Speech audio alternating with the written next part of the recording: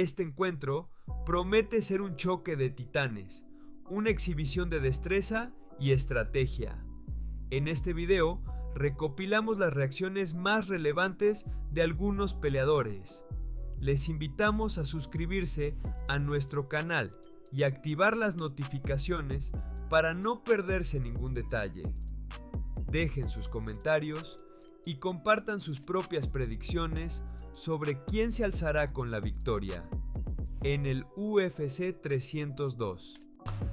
Yeah, because I know Dustin it's not deserve the title fight, but we don't have any option right now. Everybody busy, but I want to fight, you know. I want to fight like 3 times in the year.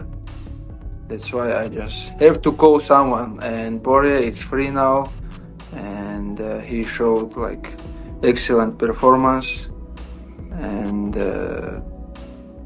scored the beautiful knockout. That's why he's free now, he's healthy, and I asked him to fight in June. I have to fight, I don't care, and I'm healthy now, I'm training every day, and I need some. And the fight with him, it's gonna be good for me, you know, for the history, for the everything, you know. He's a legend, he beat a lot of tough guys, and he's a tough opponent too. He have good guillotine. Same things, I will take him down, he will try to give him guillotine, and I will take his back and choke him. That's it. When I was at the gym, Mike Brown told me, he said, man, I think this guy might be underestimating your jiu-jitsu and underestimating how dangerous you are. And I think what he's referring to is an interview of Islam saying this is an easy fight for me. You know, I was tagged in a bunch of stuff on Instagram and Twitter. Well, that's where I see a lot of the info of him saying that. And dude, I don't know, maybe he goes about all fights like that, but I can finish and beat anybody at 155 pounds in the world. I really believe that. And he doesn't have to believe it. I'm the one who has to believe it. I'm the one who has to go out there and beat his ass. You know, I can do that. And for Dustin Poirier, this is a massive opportunity. Because if you ask 100 people, who do you think wins, Islam or Dustin? I bet you about 90 of those people are going to tell you Makhachev. But what if Dustin Poirier wins? What if Dustin actually gets the job done against Islam Makhachev? Look, Islam has looked damn near unbeatable. And I know from experiences how good he is at mixed martial arts. The dude is phenomenal. He's phenomenal. And he trains hard. He does everything the right way. But we have seen Dustin Poirier do things over the course of an entire career that is unexpected from him. Unexpected. Nobody thought he was going to beat Benoit Saint-Denis. He didn't. Nobody thought he was going to beat Conor McGregor in the rematch. He did it. People questioned whether or not he would get Max Holloway in the interim title fight. He did it. He's made a career of overcoming obstacles. Overcoming obstacles. This would be the biggest one of his entire life. Like I always say to my guys, like everybody, there is levels. There is fighters, there is champion, there is elite.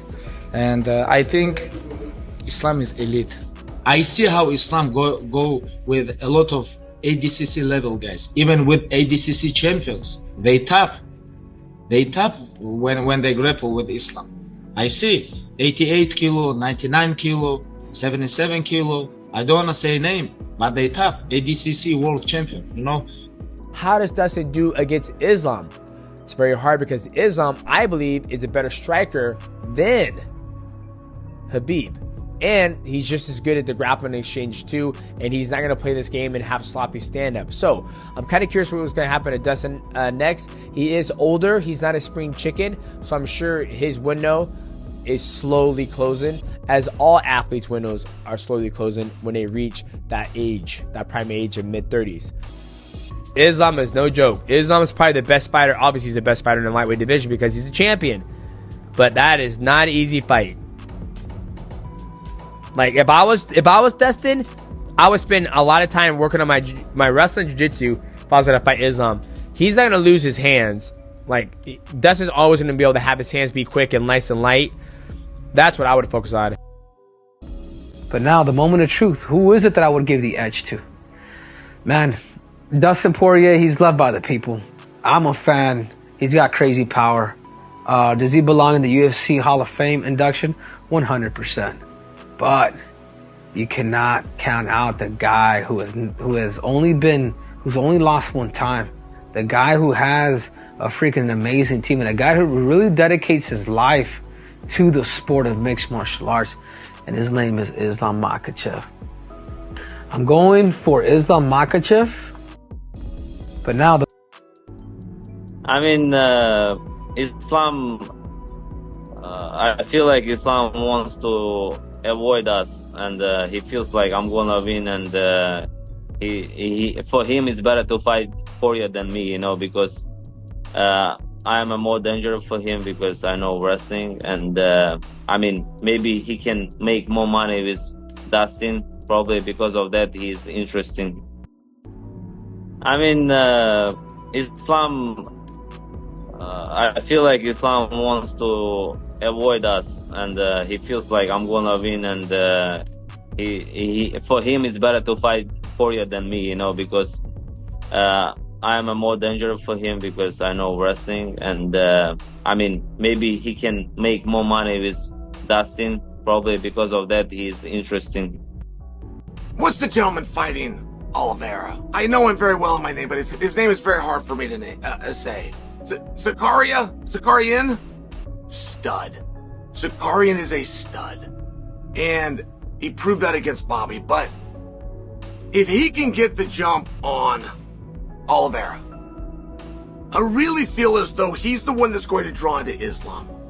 And I feel that he should be the one to draw into Islam. The problem with that is Islam is well aware that he needs guys with big names and big attention.